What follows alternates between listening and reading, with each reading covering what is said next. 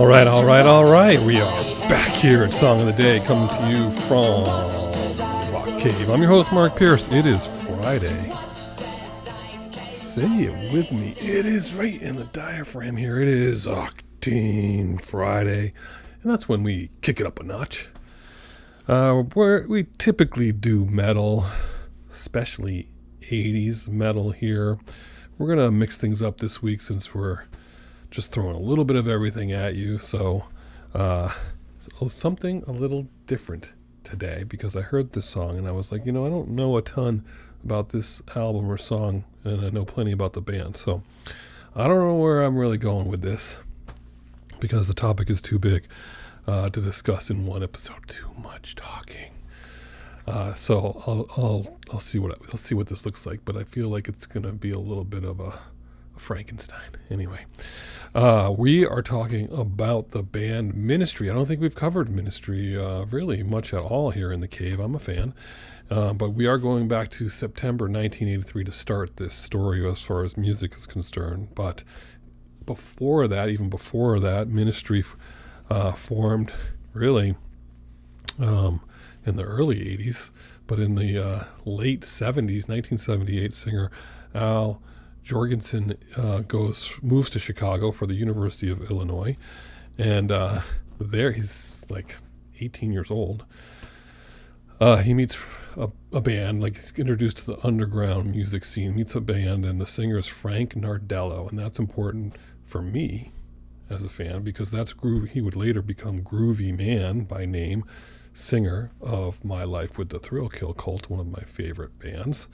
Also on drums, Harry Rushikoff would go on to be in Concrete Blonde. The name of that band was Special Effect. Anyway, later on, moving around, he would eventually form Ministry and gets in contact with the legendary label Wax Trax Records. Originally started as a record store in Denver, and then also a label out of Chicago. And if anyone knows anything about music, Wax Trax was the home for anything and everything industrial music before it was mainstream. And I mean, I have this box set over here. Right here. Clank, clank, clank, clank. I wasn't planning on doing this, clearly. Black box. Wax Trax Records. This is it right here. It came in a steel case. This thing is really incredible to commemorate their music. And it was 3 CDs, posters, and there's even tape in here. A whole tape that lines the bottom that supposedly, if you went through the time to take a cassette out, take it out and wrap that tape onto one of these, that had music on there that was not on the CDs. If you were so inclined, that's the rumor. Anyway, Wax Trax, legendary. But at this time, the band he's playing, he's invited to Wax Trax, but the music he's playing it's really more like synth pop kind of thing, and really they're kind of floating around as far as the order of things, but eventually Arista Records says, Clive Davis says, hey, these guys are the next Joy Division, let's sign them to a big contract. So they did, and they basically told them what to do, told them to get haircuts, told them the kind of music they were going to sing. They wanted them to be the next Duran Duran.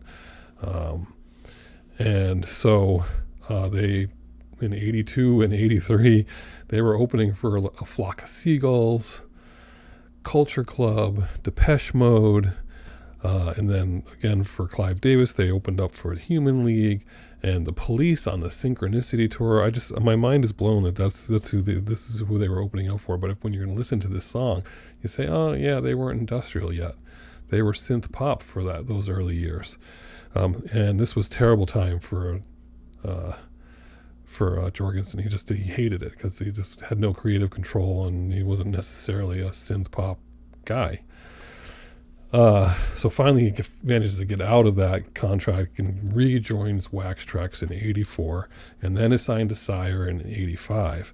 And then the next thing you know, from like '87 to '88 to 1992, they reinvent themselves. So many people involved in their music, but they basically become this industrial juggernaut that is influential to so many industrial bands. It's crazy.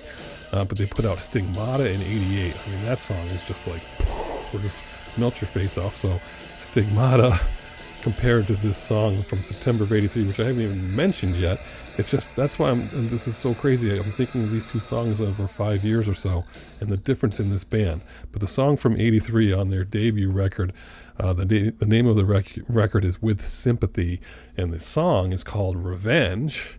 And you'll probably recognize it. You might even think it's Depeche Mode or someone like that, or a spin-off of Depeche Mode. I like the song Revenge, and that's what I started with for Song of the Day.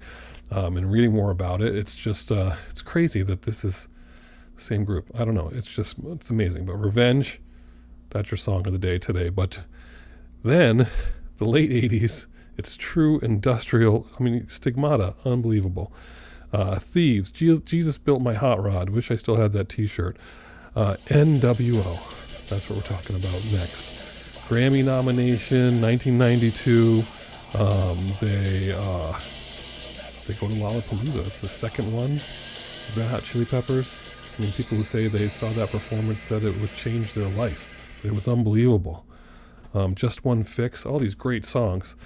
And their career continues to keep going on and on, some struggles here and there. But really, the point of my story, before I talk too much, is it's just, I'll say it again, it's crazy. You listen to Revenge and then listen to then Stigmata and NWO, and you'd be like, what? This is the same band?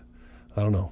That's what today's episode is. It's kind of Frankenstein, which is perfect for a Octane Friday. But Ministry, maybe we'll talk some more about them later. But put in Revenge, put in Stigmata, and put in NWO as we roll into the weekend. We are 5 for 5 here. Are we going to be able to get the 7 and 7? We'll see about that. So hopefully that's the case. But check this out. Tell me your Ministry stories. Anyone see them in concert? Anyone see that Lollapalooza tour? I want to see comments below. Whatever you're doing today, hope it involves music. And as usual, catch you on the flip side.